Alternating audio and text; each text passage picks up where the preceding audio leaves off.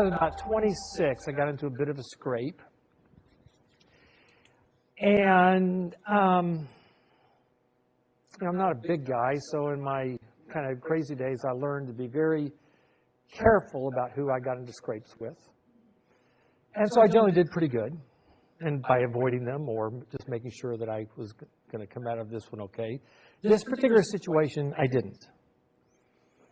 And I ended up, I didn't know it at the time. I just thought my back got a little tweaked. Found out years later that during that scrape, I had broken a vertebrae in my lower back. Now, when I was, 26, you just kind of like hobble around for a little while. You feel a little sore, but you kind of move on. In my early 50s, I started having problems. Ended up with 2 herniated discs, and they go, Dave, when they did all the x-rays and stuff, they said, when did you break your back? I said, I never broke my back. They go, oh, you did. Look at here. Well, little did I know that this injury had been causing me to kind of walk funny for a long time. So much so that I had walked funny and kind of limped along through life without even really noticing it. And this is also what created the situation where the disc would herniate. And even today, the herniated disc was 6 years ago. Even today, I have to be careful and mindful because the limp will come back. And I'll just start noticing myself kind of compensating and walking funny. And I run. I know you can't tell by looking at it, but I do run. And I don't run very well, but I run stubbornly. And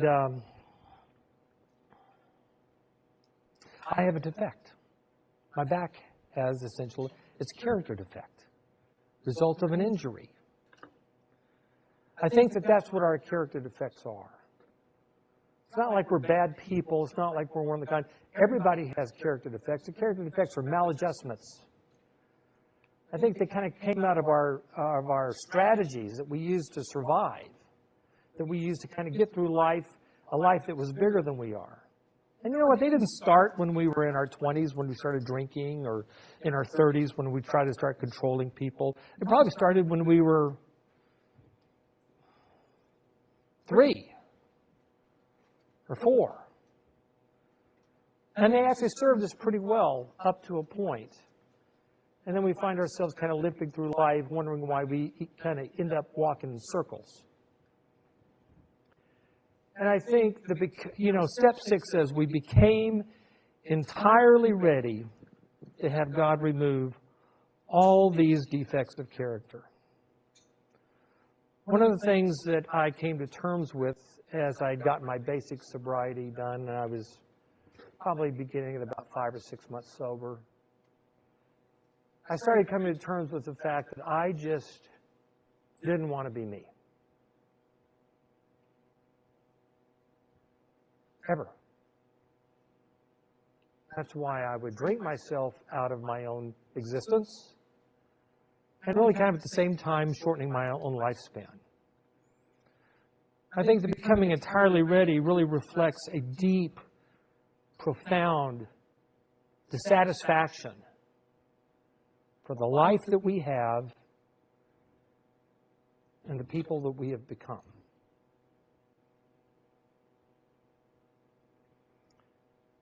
And at the same time, God's grace and the gospel that of Jesus' love and Jesus' care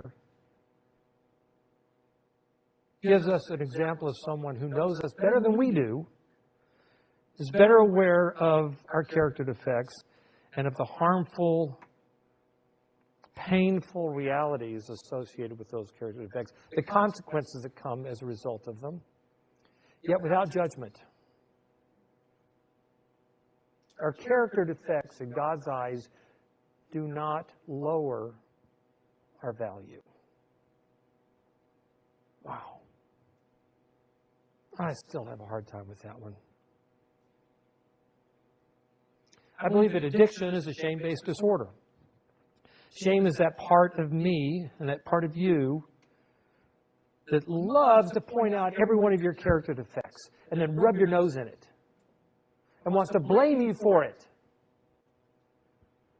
Well, in recovery, we are responsible for our character defects. We are response-able. I think many of us have developed this kind of cultural inaccurate tweak on the idea of responsibility that it's at fault. You're at fault for your character defects. Did you choose them? Did you pick them? You know what? I like the greed. Yeah! I want that one. No, that's not how it works. So step 6 is really an invitation, a beckoning, if you will, that allows us to come to terms with our character defects in a way that we can let them go. Be willing to let them go. I once was a businessman. I'm not a businessman anymore. I was most motivated in my business before I got sober. And really, it's not like I had any grand dreams of having a ton of money in the bank, but I had an expensive life. And so my very motivation to go out and work and to do a good job and to make good money was corrupt.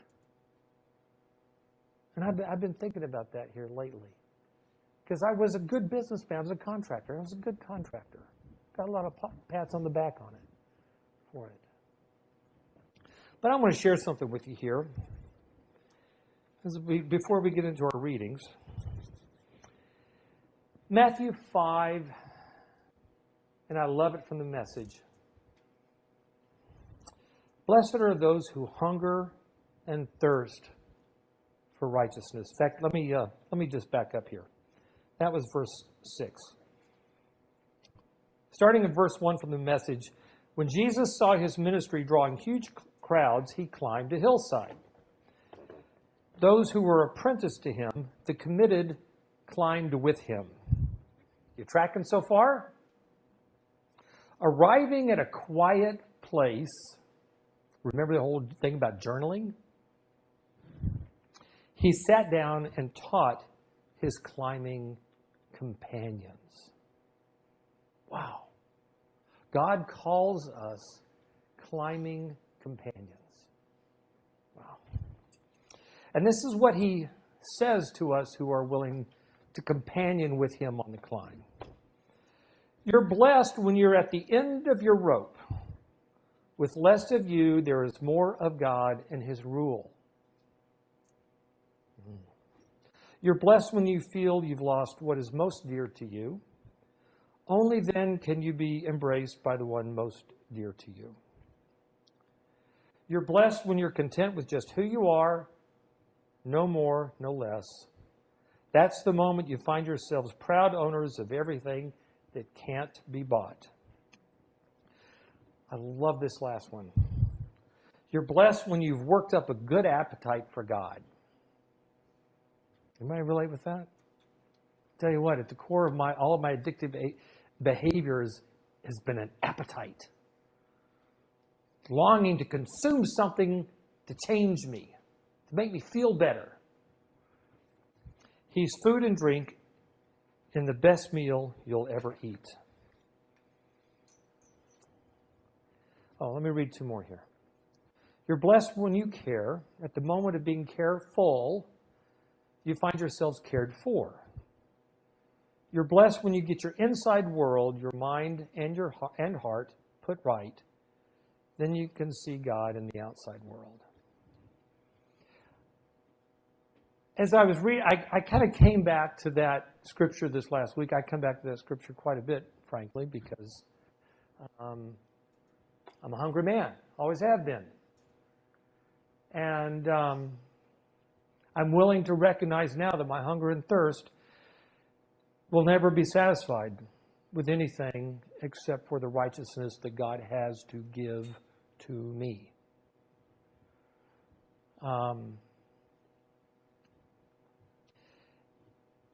And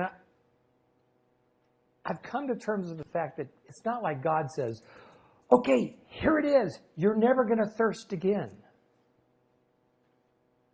I know he says that to the woman at the well, but he's saying that to her in context of an ongoing relationship. See, me and my independence would love to just fix me and then leave me alone so I can go live my life. Anyone else kind of relate with that one? Okay, thank you. See that? I'm not the only one. God, in His grace, allows imperfections, character defects, and inner turmoil to continue in me, at least to some degree and in some way, because that is what brings me back to Him. And we'll talk more about that when we get to step 7. Step 6, when I see it, when I read it, it's all about becoming entirely ready. It's just the opening of the can. It's like, okay. It's not like we get to pick and choose. Anyone ever read Dan Allender? One of my favorites. Yeah. Some great stuff from Dan Allender. Discontent is holy. Discontent is holy when it compels us to dream of redemption. When I was a little boy, I wanted to be a policeman. Actually, I wanted to be a cowboy because cowboys got to ride horses and to shoot guns. I was raised in Texas, but I was raised in Houston, and my dad wasn't into horses, and he certainly wasn't into guns. My mom thought that would have been cool, but I said, you know what? I saw policemen riding motorcycles, and they had guns, so I wanted to be a policeman. I grew up to be a crackhead. I don't think they would have let me in the academy. I didn't even remember being a policeman or wanting to be a policeman until I was a couple years sober. And I started thinking about, oh my gosh, when I was a little boy, I wanted to be a policeman. Really what was happening to me is that I was beginning to dream of redemption. I was beginning to have a vision for what my life could be like going forward in a positive sense. And it was discontent, and it continues to be discontent in my life, that keeps me moving forward. That's the little yappy little dogs that want to nip at my heels. Years ago, like I said, I'm a runner. In a place where I used to run, the last mile or so heading back to my house, I'd come to this place where you have to run up this hill for about a quarter of a mile. So you're working it at the top of the hill. And at the top of the hill was this little old lady's house. And if she was out in the front yard, her dogs would be out there.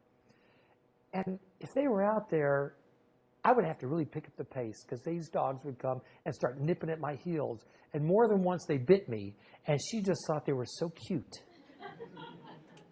And I wanted to yell at her, lady, your dogs are biting me. And you know what? She wouldn't have cared. She thought her dogs were cute. But these dogs, even when I was tired, they would cause me to pick up my pace. There we go. Okay, so I've asked for some readers. All right. Page 128? Yep, just that section right there. This profound misery and discontent is the birth point of a new, healthier desire, a desire based not on our previous loves or lusts, but on a healthy and compelling longing to experience new life inside of us. The pain of our addictions helps us to understand that we really don't need things to change. Rather, the I, the me, and the we need to change.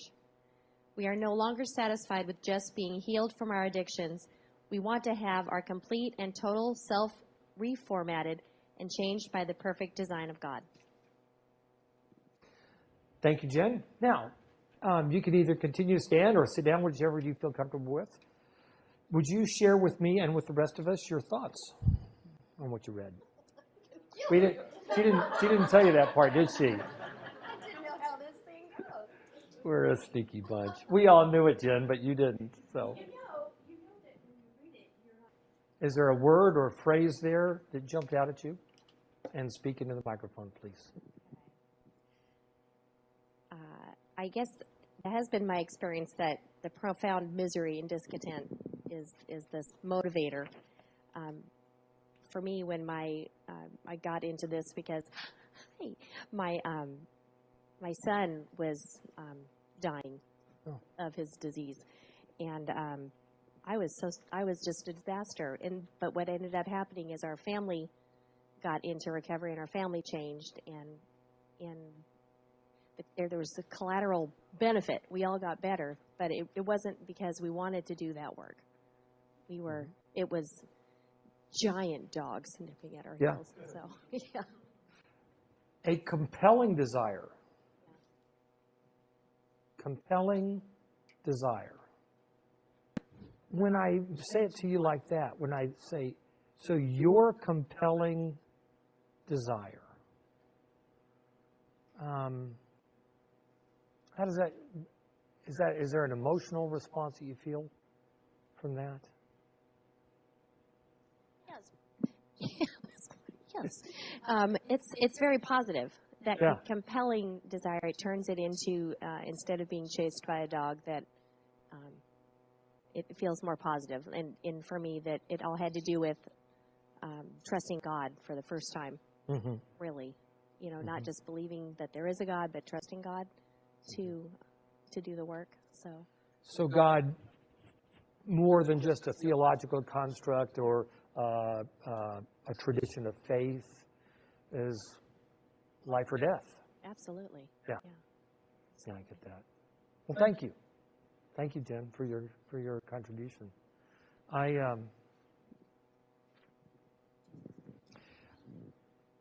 don't want to read into more than what Jen shared, and thank you for that. But while you were talking about that, I was feeling the redemption of it, the transformation of it, really the transformation of desire. You know, our addictions are corrupted desires. When I got out of, I was in an 18-month I was one of those that had to go into an 18-month program. When they said, you're going to be with us for 18 months, I was like, really? Was I that bad? Apparently I was. Or so they thought. And after that, I went into therapy. They said, well, you need to get a psychotherapist to start doing therapy. So I was in therapy once or twice a week for 5 years. And my therapist, knowing what I know now, I wouldn't have gone back to him. But I remember he would say that the problem with addicts is they don't want enough. Now, I was smart enough not to be picking a fight with a psychotherapist. I'm not that smart anymore. But I would hear him say that. I said, you know, I just don't think that's right. I've always wanted, but I've just never believed. The shame always said, you know what? Blessings are for somebody else, but not for you, David. You know, the shame of the toxic shame, really, I believe that's one of the core pieces of our addictive behavior is this sense that you always have to do more. You have to prove you're better. You know, what you've done so far isn't good enough. You better step it up a little bit. Because you know what? You're just not quite good enough. And so I would. So I was a great contractor. because I was a total butt kisser. Made everybody happy. But then shame turns around and says, you know what? You're never going to be good enough. So you better step it up. But no matter how much you invest yourself or commit yourself, it's never going to be enough.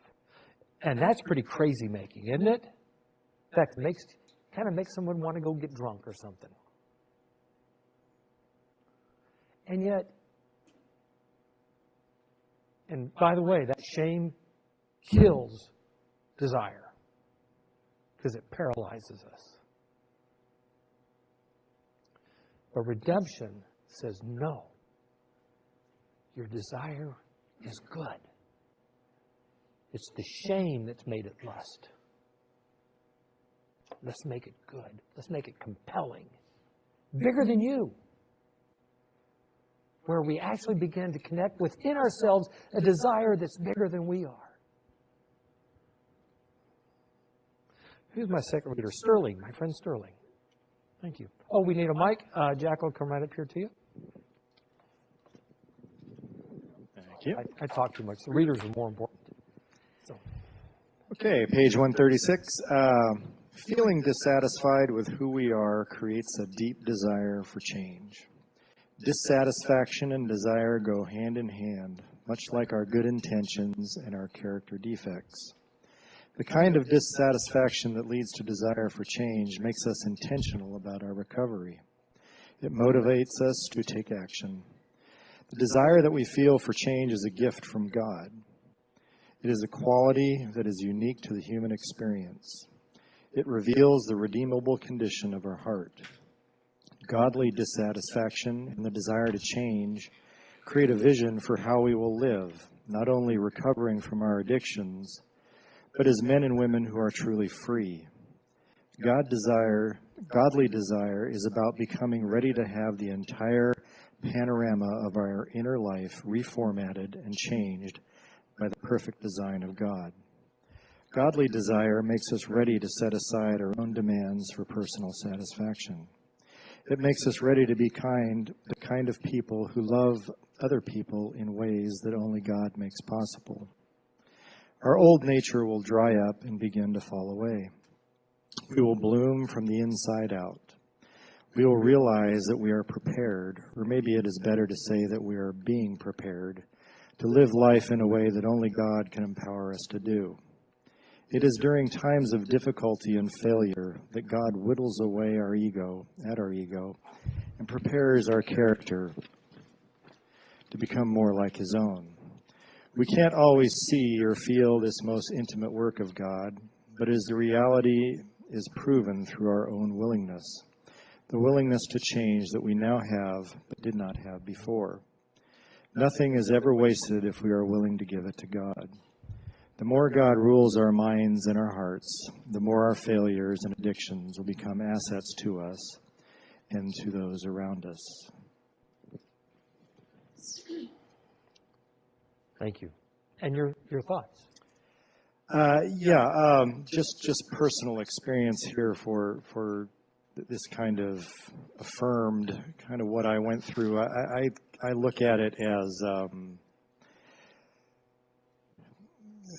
we talk about the changing of lust, but during, I had my addictions and then I discovered my character defects in step 4, and I was still running away and trying to escape, and I think the shame was still there on low heat. And by the time I got to step 6, that running away became running to a better life, to running to this thing that integrity. I was running to integrity, and it just felt good. And then this whole concept of being grateful for the crap I went through, and discovering my what I thought were inadequacies, and just being grateful for how it has changed me and how it has put me on the right path. And I still, step off the curb sometimes, and Me too. and judge people, Me too. and in that way. And but when I get back on, it's easier, and the shame is not there. It's easier, and it's getting easier. So this part about God whittling away at our ego is I kind of, I'm whittling with a chainsaw. So, so anyway, that's what I got. Thank you, Sterling. Have you seen the like on Discovery Channel some of the wood carvers that use chainsaws to make these beautiful, amazing things? I've known Sterling just a little bit here over the last, year and a half or so as I've been part of your fellowship here. And when you share, you so often, I at least at the emotional kind of process level, you share much of my story. And I'm grateful for that. I think one of the, by the way, I'm a recovering perfectionist.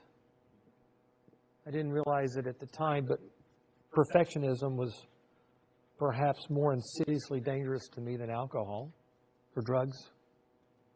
I mean, those were pretty easy, identifiable problems, at least for everybody else. I had a hard time seeing them. But perfectionism is a ruthless, anti-love, anti-Christ taskmaster. Perfectionism is absolutely of the devil. And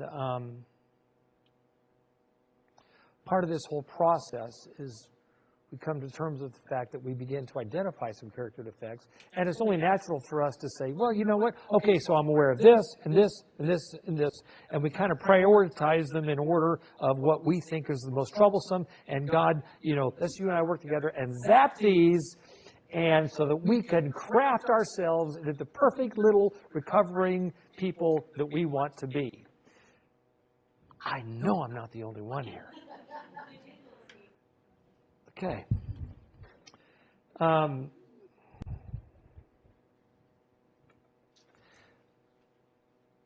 My most troublesome, irritating character defects are only marginally less dominant today than they were 18 years ago. There are some other things that really didn't bother me too much that have just kind of like,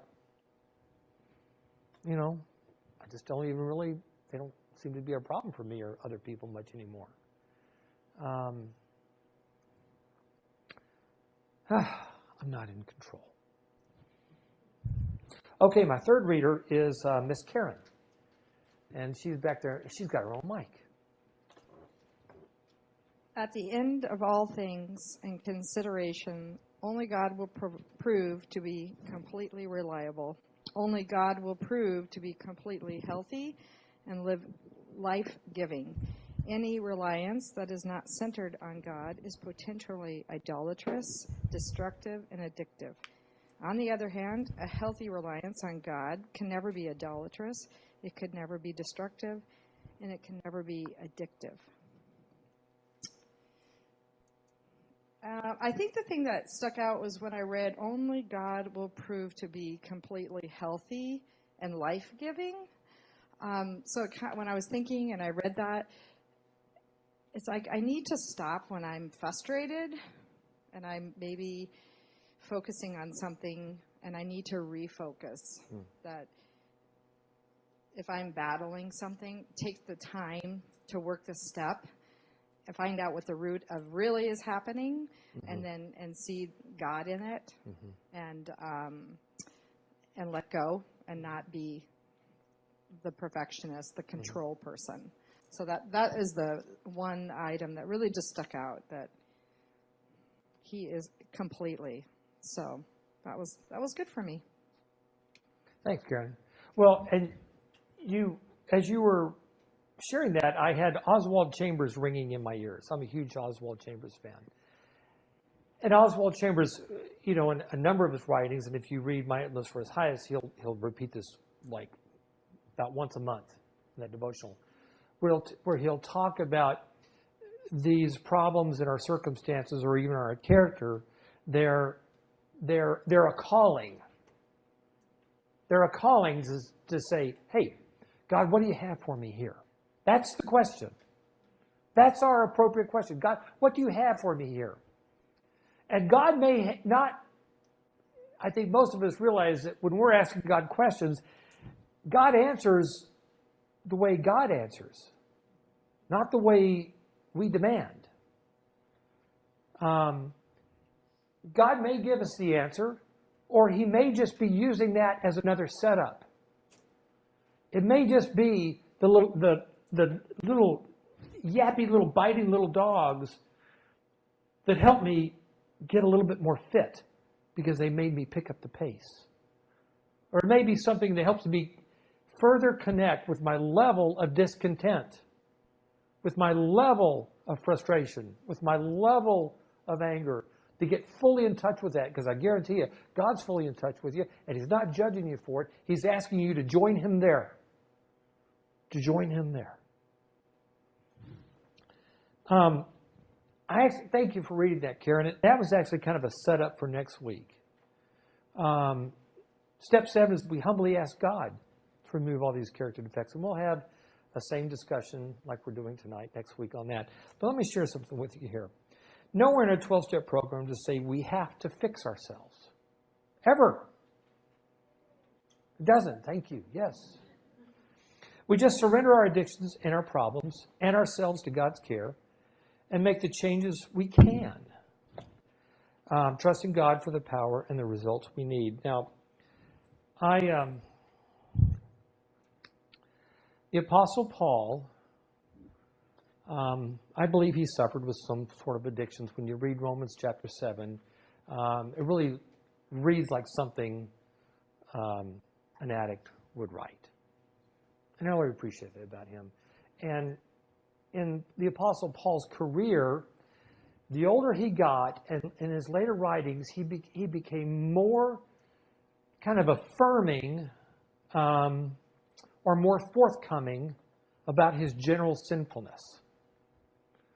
And he seemed to become less dictatorial and more relational, offering up things like, hey, I'm the chief of all sinners. I'm the world's worst sinner. I'm a murderer. Now, when Paul says that he's the worst of all sinners, I must tell you, I find some degree of comfort in that. Kind of feeling off the hook a little bit because my shame wants me to believe that I'm the worst SOB of all time. And I deserved everything I got. Now, with Paul being the worst sinner of all time, you know what? I'm not going to argue with him on that. Likely on somebody's list, I probably made honorable mention somewhere. And I can laugh about that. I don't have to fix myself. I'm responsible for my recovery and the fact that I am able. My ableness comes by the response that I've already given to my Lord. Just saying, hey, save me. I'm a drug addict and I don't want to die. And that was my prayer. You know what? There was no virtue in it.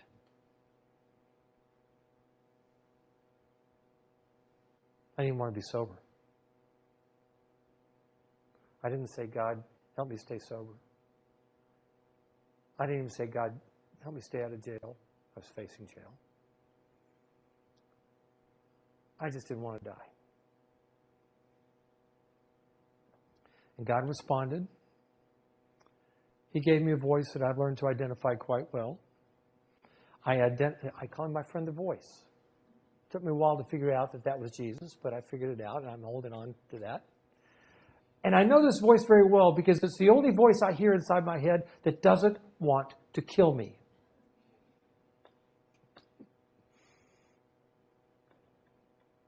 And I'm okay with that. I'm a man of extraordinary vulnerabilities and character defects. And God, in His grace, keeps me closely tethered by not fully healing me already so that I can just go skippity-doo-dah on down the happy road of life. But He's also given me joy amidst it all. So, I don't know what your character defects are. We probably have a lot of common ground here in this room. Look at your step 4. Your character defects will pop up off the page. You've probably already talked about them with someone, with your sponsor or somebody else when you did your step 5, or maybe that's in the works for you to do. And as you begin to kind of identify these maladjustments in your personality and in your character, ask yourself, do I need to hang on to this? What is it that's keeping me today from being willing to let them go? It's not your job to get rid of them. It's your job to change some things. Certainly your attitude and your actions. But the core maladjustments, the injury that is developed, and kind of the coping skills that have developed as a result of injury, just be aware. Awareness is an essential precursor to healthy change. So that's what this is. Thank you all for being here. I'll see you next week. Thank you.